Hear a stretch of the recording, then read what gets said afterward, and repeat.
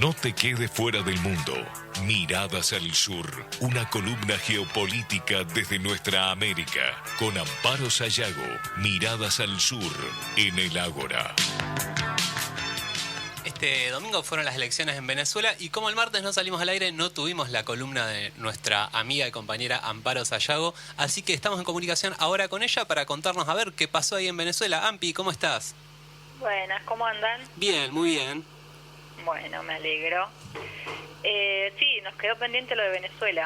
Fueron las elecciones legislativas, se renovaron las 277 bancas de la Asamblea Nacional, que es unicameral, y bueno, se impuso el oficialismo, el gran polo patriótico que reúne al PSV del oficialismo, se impuso con el 70% de los votos, y después otros partidos de la oposición moderada, que se nuclearon en la Alianza Democrática, como el Partido Acción Democrática y COPEI, que sacaron cerca del 20% de los votos. También, bueno, el Partido Comunista, con 2,7% de los votos, y Alianza Venezuela, 4%. Bueno, el punto clave de la elección, más allá de los resultados que no fueron sorprendentes, porque ya se sabía que iba a ganar el oficialismo, fue el nivel de abstención, ¿no? Fue el punto controversial, que fue muy alto, solamente el 30% del padrón electoral asistió en las elecciones. No es una sorpresa este nivel tan alto, porque en primer lugar el voto en Venezuela es optativo, así que la participación suele rondar en las elecciones legislativas en torno al 70%. Pero bueno, hay una gran diferencia entre un 70 y un 30, como fue en este caso. Sí.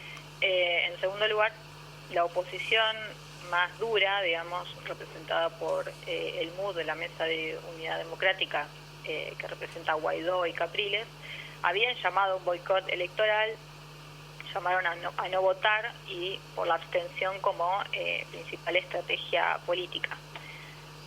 Pero otra cuestión es que, más allá del llamado de la oposición a abstenerse, hay un clima de desmovilización y desencanto político, digamos, de la población venezolana, tanto por parte del gobierno, digamos, y también respecto a la oposición. O sea, hay como una cuestión general de apatía política. La estrategia de abstención de la oposición no es algo nuevo, lo utilizó también en el 2018 con las presidenciales de Maduro, y yendo un poco más para atrás, en el 2005, en un momento de tensión durante el gobierno de Chávez, también solamente habían asistido a votar el 25% de la población. O sea, menos que ahora. Menos que ahora, sí. Así que el tema de la abstención y la poca participación en ciertos momentos de tensión y de la oposición llamando a no votar es algo bastante recurrente en lo que es la política nacional venezolana. Y tenemos la particularidad de que una parte de la oposición participó y la más intransigente decidió llamar a la abstención. Yo te voy a decir por qué para mí es un poco controversial si hablamos de la competitividad real de la elección, o sea, si realmente fue democrático en términos institucionales o no. La oposición que se presentó a mitad de año, el Tribunal Supremo de Justicia intervino la dirigencia, la cúpula dirigencial de ese sector de la oposición, que se nuclea en la Mesa de Diálogo Nacional, que es como la oposición más moderada, y quedaron líderes de la oposición nuevos, más moderados, más proclives a negociar con el oficialismo. Por eso es que es bastante controversial desde el punto de vista de la competitividad real de las elecciones. Y si hablamos del sector más intransigente, bueno, no sé si escuchaste que Guaidó llamó ahora a una consulta online para boicotear, digamos, para ver si la gente realmente estaba en desacuerdo con la elección o no. Claro, un mamarracho. Un mamarracho.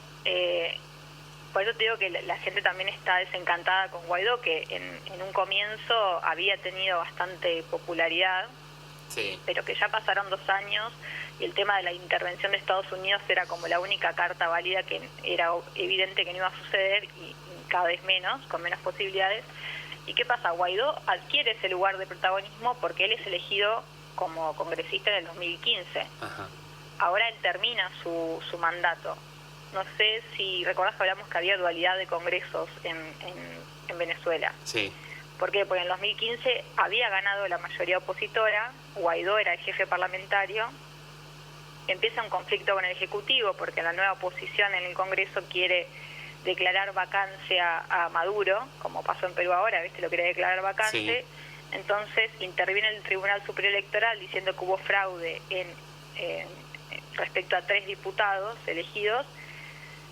Finalmente se declara el desacato del Poder Legislativo, como que y queda el Congreso de la Asamblea Nacional opositora.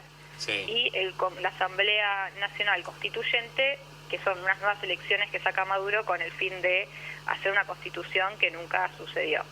Ajá. Pero con todo esto, ¿qué te quiero decir? Que en realidad la oposición intransigente que tenía esa Asamblea Nacional ahora se queda sin ninguna representación institucional en el poder, o sea, se queda sin ningún resorte de poder dentro del esquema de Venezuela. Entonces, esta cuestión de llamar a la abstención, la verdad es que es como un laberinto sin salida para la oposición. Claro. Y termina beneficiando en realidad al gobierno, que si bien el nivel de abstención es alto y es bastante controversial por los puntos que yo te mencioné, se saca de encima, digamos, la oposición a nivel institucional. Sí, empieza a tener por ahí una oposición con la que pueda tener algún tipo de diálogo o de debate, digamos.